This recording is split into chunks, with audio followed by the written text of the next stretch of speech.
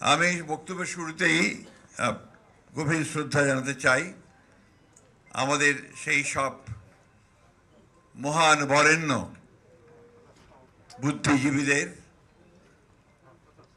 এবং আমাদের সেই সব মেধাবী মানুষগুলো যারা বাংলাদেশের স্বপ্ন দেখেছিলেন, স্বাধীন বাংলাদেশের, এবং যারা এই নতুন দেশটিকে যুদ্ধের পরে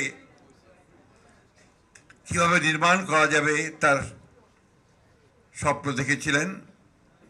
সেই সব বীর শহীদ যারা দেশের জন্য প্রাণ দিয়েছেন তাদের প্রতি আমি গভীর শ্রদ্ধা নিবেদন করছি। একই সঙ্গে আজকে স্মরণ করতে চাই, শ্রদ্ধা জানাতে চাই বাংলাদেশের সেই মহান পুরুষকে, ক্ষণজন্মা পুরুষকে, যিনি বাংলাদেশের স্বাধীনতার ঘোষণা দিয়েছিলেন এবং পরবর্তীকালে যিনি বাংলাদেশে গণতন্ত্রের পুনঃপ্রবর্তন করেছিলেন এবং একটি আধুনিক বাংলাদেশের রূপকল্প প্রদান করেছিলেন, কাজ শুরু করেছিলেন। আমাদের অনুপ্রেরণা আমাদের সেই দলের প্রতিষ্ঠাতা শহীদ প্রেসিডেন্ট জিয়া রহমানের প্রতি। একই সঙ্গে আমি আজকে পরম করুণাময় আল্লাহ তাআলার কাছে প্রার্থনা করতে চাই, দোয়া করতে চাই যে আমাদের দলের চেয়ারপারসন, যিনি গুরুতর অসুস্থ অবস্থায় এখন হাসপাতালে রয়েছেন এবং যাকে আমি সবসময় মুক্তিযুদ্ধের প্রথম নারী মুক্তিযোদ্ধা বলে অভিহিত করি, সেই মহান নেত্রী, আমাদের গণতন্ত্রের আপসহীন নেত্রী দেশনেত্রী বেগম খালেদা জিয়ার প্রতি শ্রদ্ধা জানাতে চাই।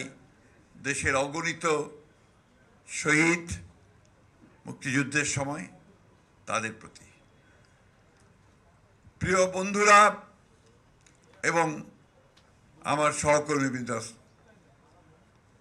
আজকে আমরা এমন একটা সময়ে এই দিবসটি পালন করছি যখন আমরা একটা ট্রানজিশনাল পিরিয়ডে, একটা উত্তরণের পথে আমরা এগিয়ে চলেছি। অর্থাৎ একটা ছাত্র গণ অভ্যুত্থানের পরে যে সুযোগ সৃষ্টি হয়েছে গণতন্ত্র, স্বাস্থ্যকর অল টাইম ফ্যামিলি কেক, সব সময় অল টাইম হেলদি লাইফ, উত্তরণের সেই পথে আমরা এগিয়ে চলেছি। এবং যখন একই সঙ্গে সেই গণতন্ত্রের ধারাকে ব্যাহত করার জন্য, জনগণের আকাঙ্ক্ষাকে ধ্বংস করার জন্যে বিভিন্ন রকম চক্রান্ত সৃষ্টি করা হচ্ছে, তখনই আজকে প্রায় 54 বছর পরে আমরা এই দিনটি আবার পালন করছি বন্ধুগণ, সব প্রতি বছরের মতো। আপনারা ইতিমধ্যে শুনেছেন, আমি রিপিট করতে চাই না, পুনরাবৃত্তি আর করতে চাই না। সেই 1971 সালের 14ই ডিসেম্বর পাক হানাদার বাহিনী, তাদের সঙ্গে তাদের পাকিস্তানের পক্ষে যারা আদর্শগতভাবে ছিল এবং যারা এই দেশের সকল মেধাবী, বুদ্ধিজীবী, সাহিত্যিক, কবি, অধ্যাপক, বিশ্ববিদ্যালয়ের অধ্যাপক, প্রকৌশলী, চিকিৎসক, তাদেরকে বেছে বেছে হত্যা করে বাংলাদেশকে ভবিষ্যতের জন্য মেধাহীন করে দেওয়ার জন্য একটা চক্রান্ত করেছিল। সেই শক্তিকে আজকে সেই দিনই পরাজিত করতে হয়েছিল মাত্র 2 দিন পরে। আমরা সবাই জানি তার 2 দিন পরেই পাক হানাদার বাহিনীকে আত্মসমর্পণ করতে হয়েছে। অর্থাৎ আমি যে কথা বলতে চাচ্ছি, এইভাবে ষড়যন্ত্র করে, চক্রান্ত করে কোনোদিনই সাফল্য অর্জন করা যায় না।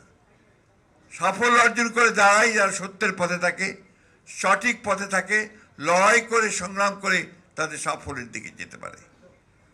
বন্ধুগণ, আজকে সেই দিনটি উপস্থিত হয়েছে যে এখন কোনো রকম চক্রান্তের কাছে মাথা নত না করে, কোনো রকম ষড়যন্ত্রের কাছে মাথা নত করে, অতীতে যেভাবে আমরা সমস্ত চক্রান্তকে নস্যাৎ করে দিয়েছি জনগণের ঐক্য দিয়ে, আজকে আবার সেই দিন উপস্থিত হয়েছে যে জনগণের মধ্যে ঐক্য সৃষ্টি করে আসন্ন নির্বাচনকে আমাদের জনগণের যে আকাঙ্ক্ষা, একটা গণতান্ত্রিক বাংলাদেশ, একটা উদারপন্থী গণতান্ত্রিক বাংলাদেশ, জনগণের স্বপ্নের বাংলাদেশ, শহীদ জিয়াউর রহমানের স্বপ্নের বাংলাদেশ, দেশত্রী এবং খালেদা জিয়ার স্বপ্নের বাংলাদেশ, তারেক রহমানের 31 দফার বাংলাদেশ, সেই বাংলাদেশ যেন আমরা নির্মাণ করতে পারি।